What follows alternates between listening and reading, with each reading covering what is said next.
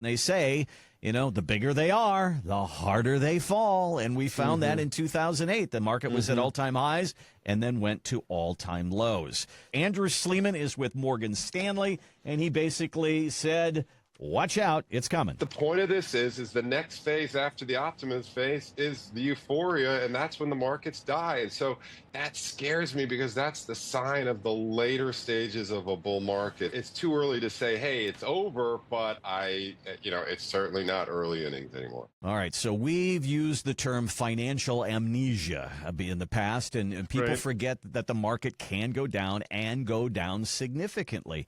Is that something that you have to remind your people of? And, we talk about buy and hold.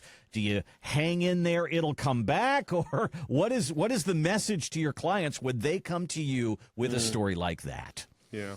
So let's talk about market highs, right? Okay. Because that's something that comes up all the time, and you hear it.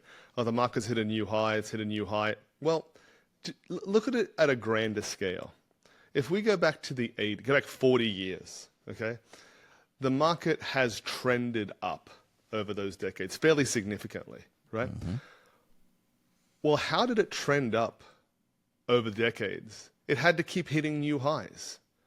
Like, of course you're going to keep hitting new highs if the market trends up over time. It doesn't mean that there aren't drawdowns. It doesn't mean that there's a 1987 or the tech crash or 2008. Yes, of course it happens. But a new high doesn't mean that the market is overvalued, you're ready for a crash. That is going to continually happen, otherwise the market's not growing, obviously, right? So I like to try and dismiss that right away. What I don't want to dismiss is he mentioned something about, are we at that euphoria stage or whatever it might be? This is the truth. This guy, nobody else, they don't know what stage of the market we're in. They just don't, right? Okay. Can you take a read of the economy and you can be like, okay, employment's starting to soften, maybe delinquencies are starting to go back up a little bit, credit card balances are starting to hit new highs, and is this painting a bit of a concerning picture that we should be worried about? Yeah, that's what we do, right? We should be, and anybody who's a responsible financial planner should be looking at that sort of stuff. What we don't look at is, well, is it euphoric? Are we over? Because you don't know that. You don't know that until you're through the situation. I think it was in 1996, Alan Greenspan was testifying before Congress or Senate, whoever it was, somebody. And he mentioned, and I can't remember the exact phrase now, but it was irrational exuberance. There you go. I'm glad. I was like, I hope you remember it because I don't. Irrational exuberance. I don't know for sure, but I think that was in 1996. Well, it was 4 years more until the market actually corrected, right? So trying to time that, it's really a fool's errand. And I know I sound like a broken record coming back to this, but this is how you solve for that problem.